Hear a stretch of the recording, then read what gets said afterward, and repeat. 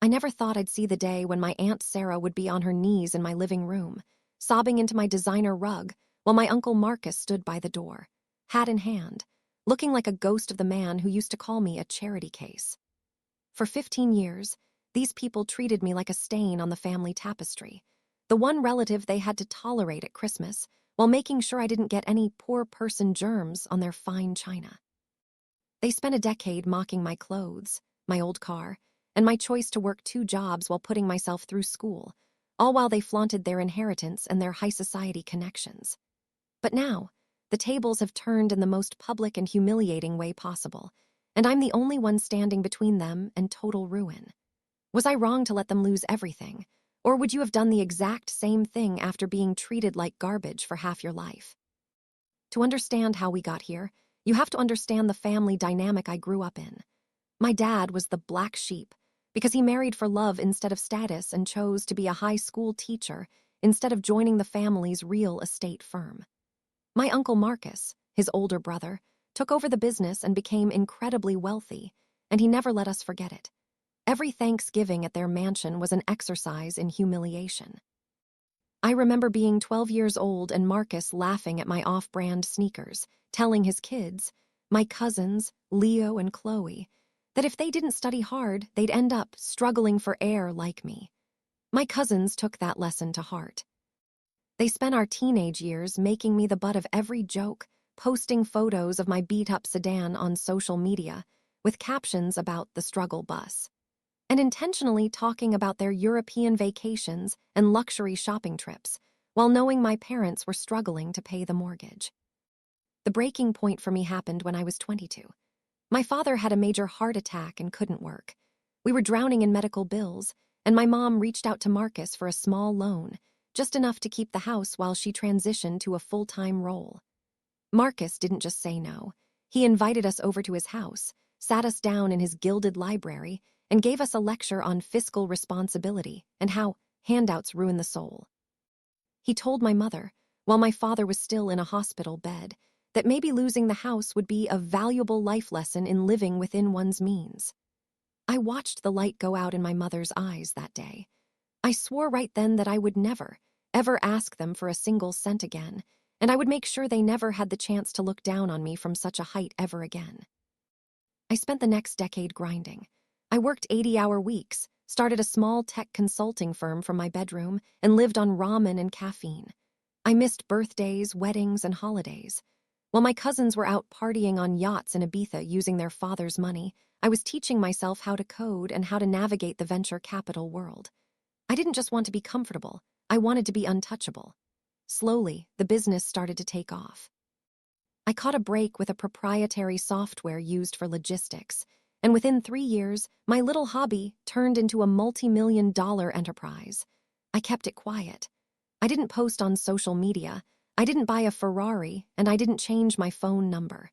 I wanted to see how they'd treat me if they thought I was still struggling. And oh, they didn't disappoint. At my grandmother's funeral 3 years ago, I showed up in a modest suit.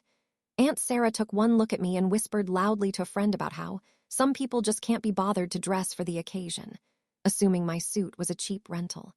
Leo, my cousin who had never worked a day in his life, came up to me and patted my shoulder, saying, "Hey man, I heard things are tough. If you need a job, I think our firm needs someone to help the janitorial staff manage the supply closet.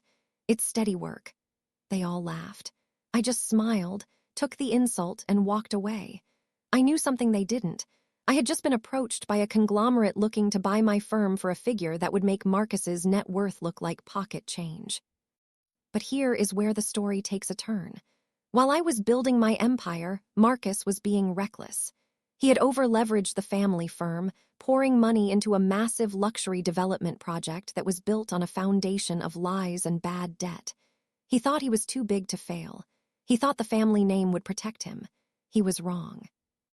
The market shifted, his investors pulled out, and suddenly the kings of the city were staring down the barrel of bankruptcy, fraud charges, and a complete loss of every asset they owned. The mansion, the cars, the summer homes, it was all tied up in the collapse. So that's the situation I was in. I was sitting on more wealth than I knew what to do with, and the people who had spent 20 years kicking me while I was down were suddenly drowning. Before I tell you what happened when they found out the truth and came crawling to my door, I want you to pause and think about this. If you had the power to save the people who humiliated your parents and mocked your poverty, would you do it? Or would you let them feel the weight of their own life lessons? Comment below right now. Would you save them or let them sink? The phone call came on a Tuesday night. It was Marcus. His voice was shaking, a far cry from the booming, arrogant tone he used to lecture my mother. He told me there was a minor liquidity issue and that the family needed to pool resources to save the legacy. I told him I'd meet him at my office. When they arrived, Marcus, Sarah, and Leo, they were dressed in their best clothes, trying to maintain the facade. But when they walked into the lobby of my building and saw my name on the wall, the color drained from their faces. They were ushered into my corner office, where I sat behind a desk that probably cost more than Leo's first car. The silence was deafening. Sarah was the first to speak. She tried to act like nothing had changed, saying, "Oh, honey, we always knew you had it in you. We were just using tough love to motivate you." I didn't say a word. I just slid a folder across the desk. It contained every insult, every social media post Leo had made mocking my parents, and a transcript of what Marcus said to my mom when my dad was in the hospital. I told them that I had the capital to buy their debt and save their firm, but I had one condition. I wanted Marcus to sign over the family home to my mother, and I wanted a public apology posted to the same social media accounts they used to mock me. Marcus exploded. He called me ungrateful, a snake in the grass, and told me that family doesn't keep score. I stood up and told them the meeting was over. I reminded them of Marcus's own words. Handouts ruin the soul. I told them I was simply helping them learn that valuable life lesson they were so fond of. Sarah started wailing, literally throwing herself at my feet, begging me not to let them become homeless. Leo stood there, looking at the floor, unable to even meet my eyes. He knew he had been the loudest of my bullies, and now I was his only hope. I didn't give in. I watched as the bank foreclosed on their mansion. I watched as Leo had to sell his sports car and move into a cramped 2-bedroom apartment. I bought Marcus's firm for pennies on the dollar after it went into receivership, but I didn't keep him on. I rebranded it, hired back the staff he had mistreated, and turned it into a successful venture under my own terms. My parents are now living comfortably in a beautiful home I bought for them, and they finally have the peace they deserve. My rich relatives, they haven't spoken to me since the day they were evicted.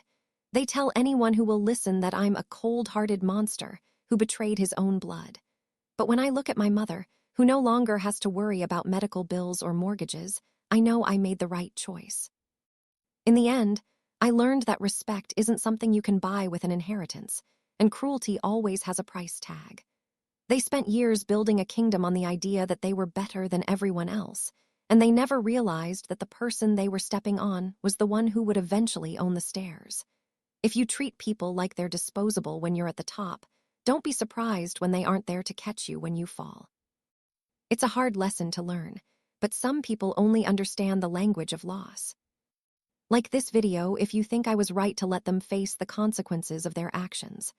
Subscribe for more stories about karma hitting exactly where it hurts, and make sure to share your final thoughts on this whole mess in the comments section. Did I go too far, or did they get exactly what they deserved? I'll see you all in the next story.